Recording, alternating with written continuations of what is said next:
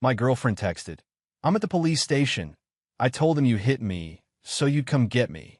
She'd been arrested for DUI and wanted bail money. I replied, "I'll be there." Then I showed the officers our text history, proving she'd falsely accused me of domestic violence. When the prosecutor added filing a false report to her charges, I, 29 male, work night shifts as a respiratory therapist at a hospital. 3 12-hour shifts a week, Friday through Sunday, 7 p.m. to 7 a.m. I mention this because the timing of everything matters. My now ex-girlfriend and I had been together about 14 months. She's 27, works as an office manager at a dental practice. We didn't live together, but she spent most weekends at my apartment, or she used to, before my schedule changed at nights about 5 months ago. That schedule change is when things started going sideways. She didn't handle it well. Not the being alone part. She has friends, a social life. She's not helpless. What she didn't handle was the loss of control. She liked knowing where I was. She liked having me available on weekend nights for dinners, parties, whatever. When that stopped, the text started getting aggressive. "You chose this shift on purpose. You care about your job more than me. What's the point of having a boyfriend I never see on weekends?" I explained multiple times that the night shift came with a 12% differential, that I was paying off student loans, and that in respiratory therapy, you don't always get to pick your schedule. You take what's available and build seniority. She didn't care about any of that. What she cared about was that her friends' boyfriends were available on Saturday nights, and hers wasn't. Over the past 3 months, she'd also started going out more, which was fine. I literally encouraged it. "Go have fun. I'm working anyway." But the going out turned into heavy drinking. Not every weekend, but more than before. She'd text me at 2 a.m., slurring through voice messages, or call me during my shift to tell me she missed me, clearly wasted. A few times she got argumentative over nothing, picking fights via text while I was literally monitoring a patient on a ventilator. I tried to have the conversation about the drinking. It went about as well as you'd expect. Me, "I've noticed you've been drinking a lot more lately, and I'm a little worried." Her, "Oh, so now you're monitoring my drinking? From your little hospital? You're not my dad." Me, "I'm not trying to be. I'm just saying." Her, "Maybe I drink because my boyfriend is never around." Ever think about that? I dropped it. Shouldn't have, but I dropped it. Now, the night that changed everything. It was a Saturday about 3 weeks ago. I was 4 hours in my shift, around 11 p.m. Busy night. 2 patients on BiPAP, 1 post-intubation, the usual controlled chaos. My phone was in my locker because I can't have it on the floor during active patient care. When I checked my phone during my 3 a.m. break, I had 9 missed calls and a chain of texts. The first few were normal. "Out with the girls, miss you," a selfie at some bar. Then the tone shifted. 1:14 a.m. "Babe, I need you to come get me." 1:16 a.m. "I'm at the police station." 1:18 a.m. "They arrested me for DUI." 1:22 a.m. "I blew a .1 for their booking me." 1:31 a.m. "Hello? I need bail money." 1:38 a.m. "Why aren't you answering?" 1:52 a.m. "Okay, I told them you hit me last week, so they call you down here. They'll contact you soon, just come and bail me out, and it'll tell them I made it up." 1:53 a.m. "Don't be mad, it's the only way I could think of to get you here faster." I read that last text 3 times. Then I read it a 4th time. Then I sat down on the break room bench and felt my entire body go cold. She told the police I hit her. She fabricated a domestic violence accusation, casually, strategically, like she was placing a DoorDash order, because she wanted bail money and I wasn't answering my phone fast enough. Let me explain something that the comments might not immediately get. I'm a healthcare worker. I have a state license. A DV charge, even an accusation that gets investigated, can trigger a review by the licensing board. I could lose my ability to practice. My entire career, my degree, my loans, everything I've built, she put all of it at risk because she got a DUI at 1 a.m. and didn't want to wait until morning. My hands were shaking, but my head was clear, clearer than it had ever been, honestly. I responded to codes at work where a patient's oxygen drops to nothing and you have about 30 seconds to act. This felt like that. Same calm, same focus, same understanding that the next few decisions matter more than anything else. I screenshot every single text, the whole chain, from the miss you selfie to the I told them you hit me admission. I emailed the screenshots to myself. Then I emailed them to my personal backup email. Then I airdropped them to my iPad at home through my iCloud. 3 copies. Call me paranoid. I call it smart. Then I texted her back.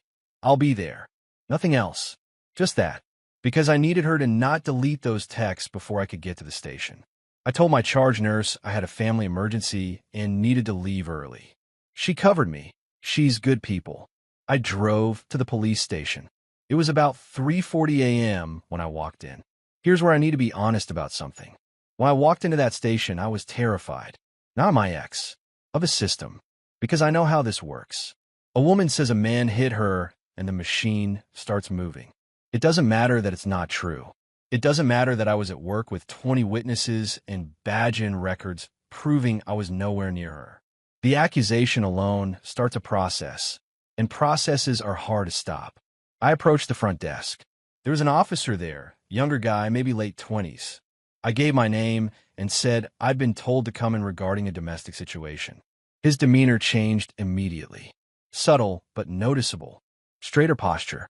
Careful eyes. He was looking at me the way people look at someone they've been told is dangerous. Him. Yes, sir. Have a seat. Someone will be with you shortly. I sat down. About 10 minutes later, a detective came out. Older woman, no-nonsense energy. She introduced herself and asked me to step into an interview room. I went voluntarily. I know I could have asked for a lawyer immediately, but I had something better than a lawyer. I had the truth in my pocket.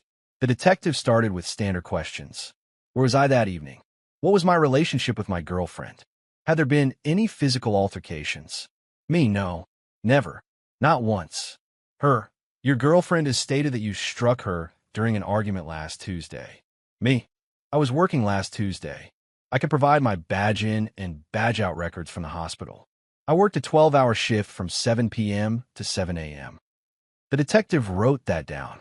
Then she asked if I had any other information I wanted to share. Me. Yes, ma'am. I'd like to show you something on my phone. I opened the text chain.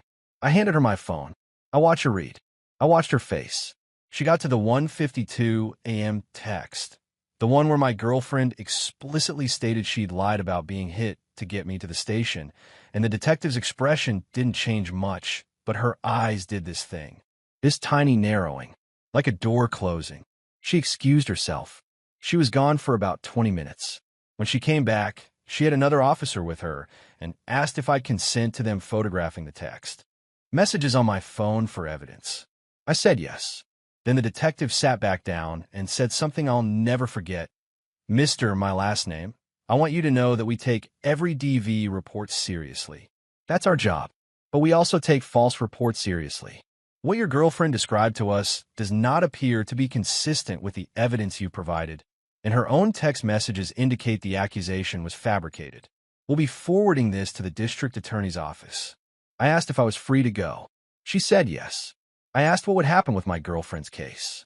She said that was up to the DA, but that the DUI charge would proceed and the false report would be evaluated as an additional charge. I drove home. It was about 5 a.m. I sat in my truck in the parking lot of my apartment complex for a long time. My dog was probably confused about why I was home early. I didn't go inside for maybe 30 minutes.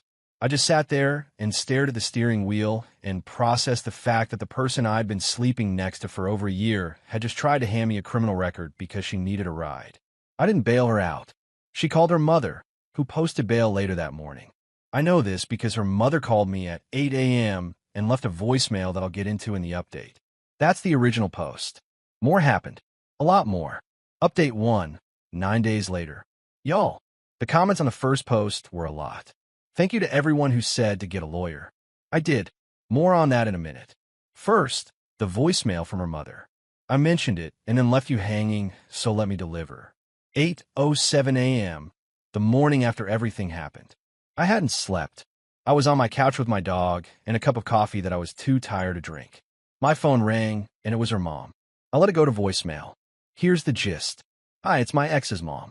I just picked her up from the station, and she told me everything. I don't know what happened between you two, but she's very upset, and she says you refused to come help her when she needed you. She has a drinking problem. I've known that for a while, but leaving her in a jail cell all night? That's cold. Whatever she said to the police, she was drunk and scared. People say things they don't mean.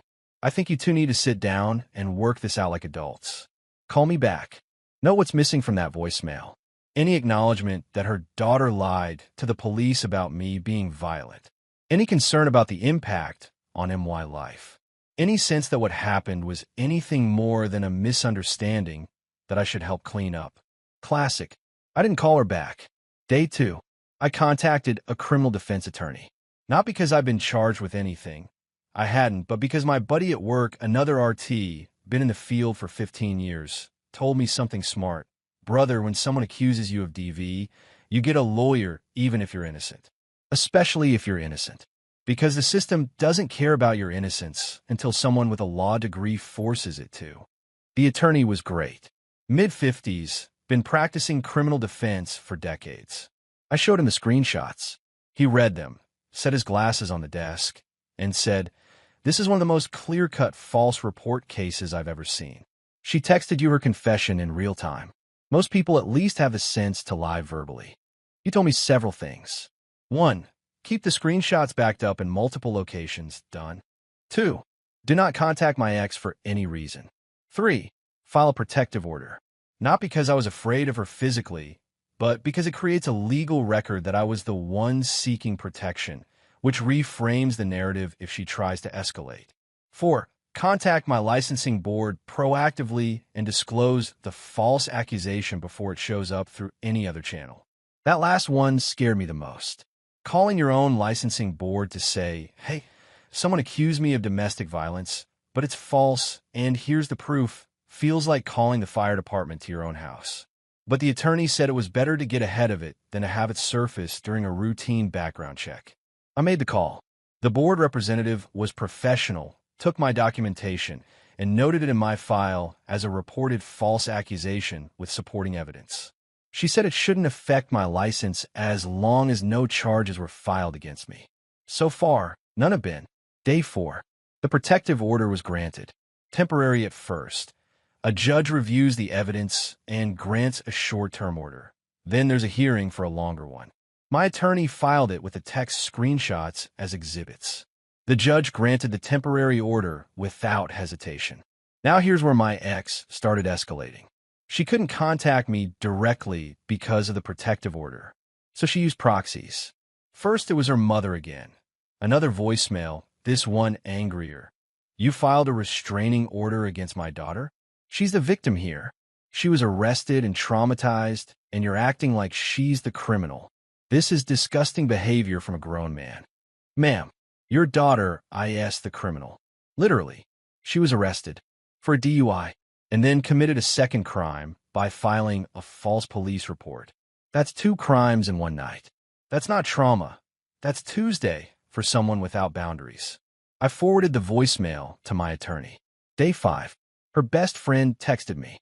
This is a woman I'd met maybe 4 times at group dinners. Pleasant enough, never had an issue with her. Her text, "Hey, I know things are messy right now, but I think you're overreacting with the legal stuff." She was drunk and panicked. She didn't actually want you to get in trouble. Can you drop the restraining order so she can at least talk to you? She wants to apologize. Me, she told the police I committed a felony. That's not a drunk mistake. That's a decision. And no, her, you're really going to ruin her life over one bad night? Me, she blew a .14, drove drunk, got arrested, and then told law enforcement I beat her, so I come pay for her consequences. That's not one bad decision. That's a sequence of decisions, each one worse than the last, and the last one could have destroyed my career. I didn't ruin anything. I'm just not cleaning it up. She didn't respond. I screenshot that conversation too. Everything goes in the folder now. Day 7. The DA's office contacted my attorney. They'd reviewed the evidence, the text messages, my hospital badge records, the detective's report, and they were adding a charge of filing a false police report to my ex's existing DUI charge. In my state, that's a misdemeanor, but carries up to a year in county jail and a fine. More importantly, It creates a permanent record that she filed a false DV accusation.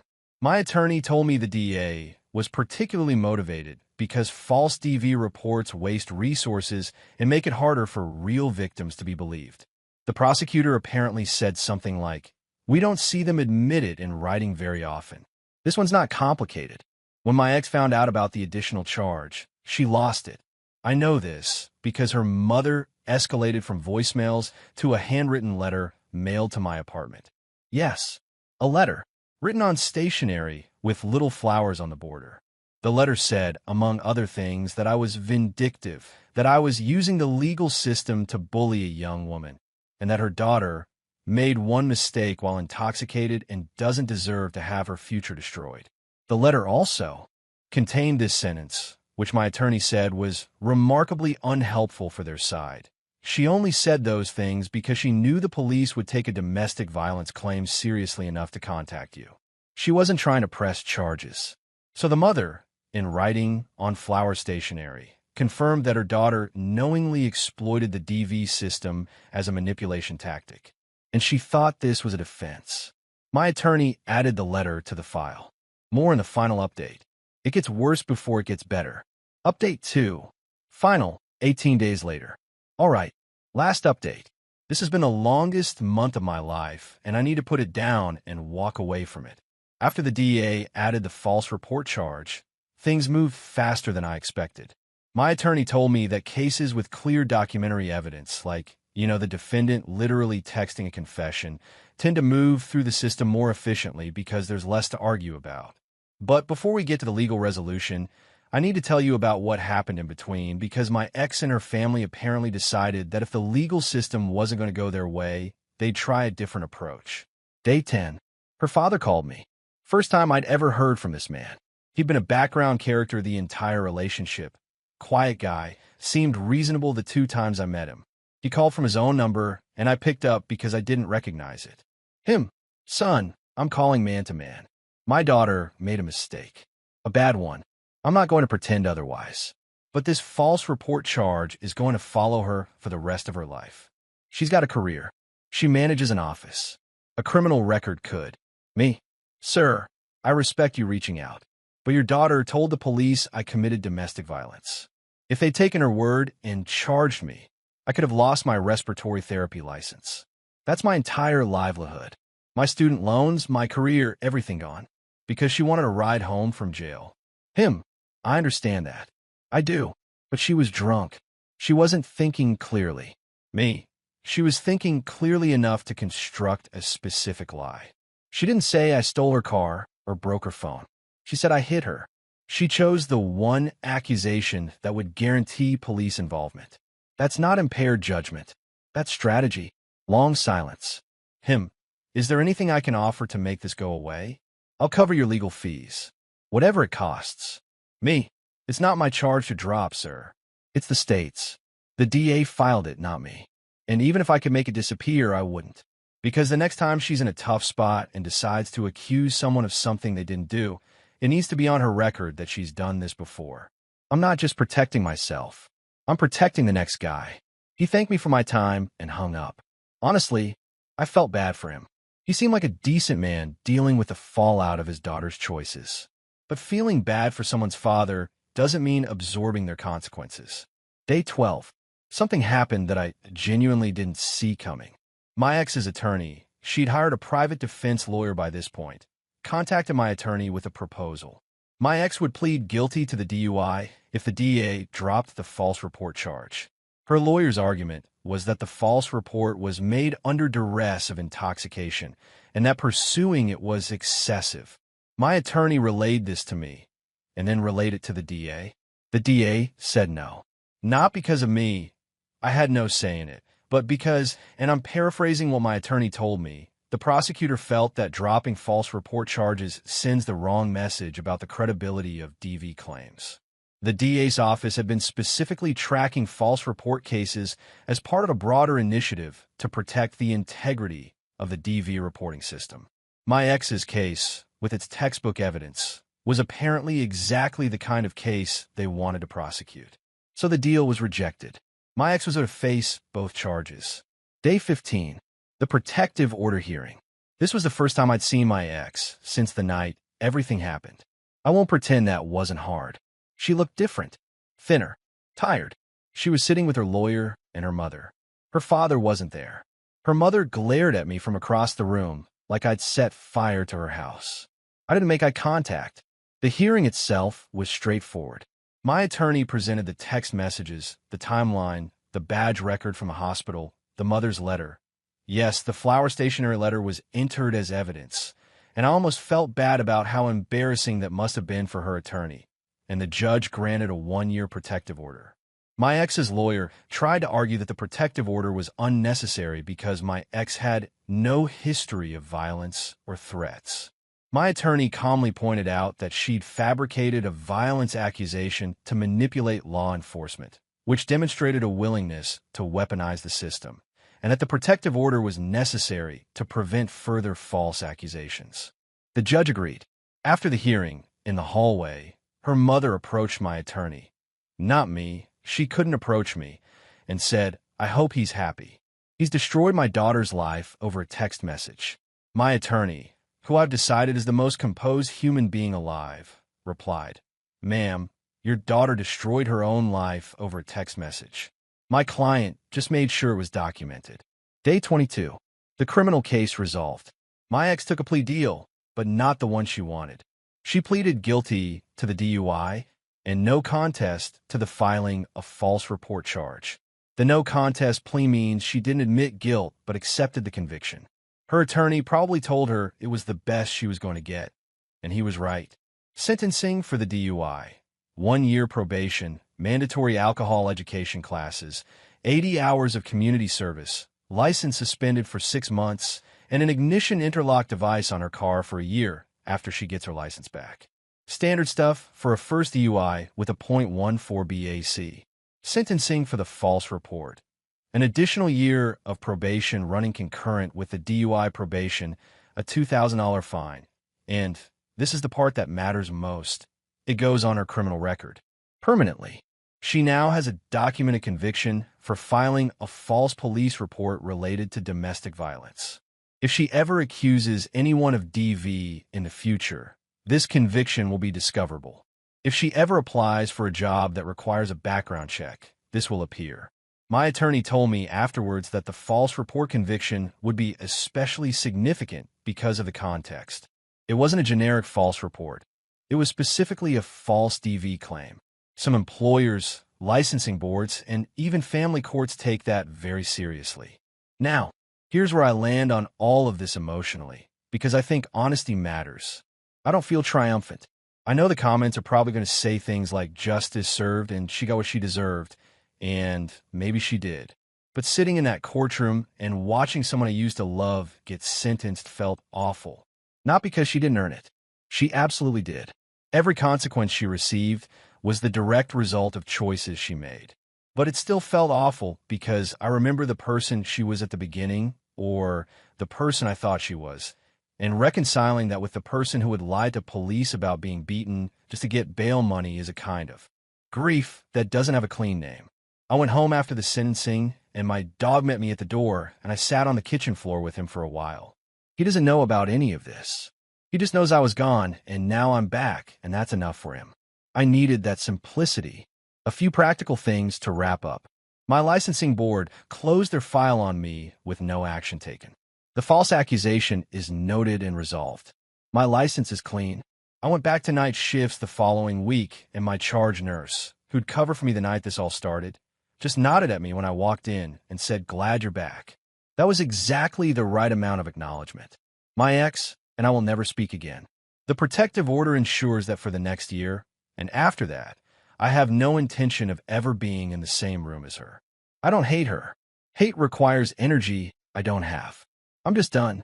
Her mother sent one final letter. Not to me, but to my parents' address, which she must have gotten from wedding invitation drafts or something, because my ex and I had casually talked about future plans. The letter told my parents I was a cold, heartless man who threw away a good woman over a misunderstanding. My mom read it, put it in the recycling bin, and called me to say, "If that woman contacts us again, I'm calling the police." Also, are you eating enough? You sound tired. Moms, man. One last thing. Through all of this, the thing that keeps circling in my head is how easy it was for her. How casually she typed that text. I told them you hit me, so they'd call you down here. Like it was a life hack. Like she'd found a clever workaround to a logistics problem. She didn't hesitate. She didn't consider for even a second what that accusation could do to me. And that's what scares me most. Not that she did it, but that it cost her nothing to try. The lie was free. The consequences were supposed to be mine. If you're reading this and you've ever been falsely accused of something, document everything. Screenshot everything. Back it up in 3 places. Get a lawyer before you think you need one. And don't let anyone tell you that protecting yourself is overreacting. It's not. It's surviving. I go back to work tonight. 12-hour shift. Patients who need help breathing. That's real. That's something I can hold on to. The rest of this, all of it, is just noise that's getting quieter by the day. Thanks for reading. Take care of yourselves.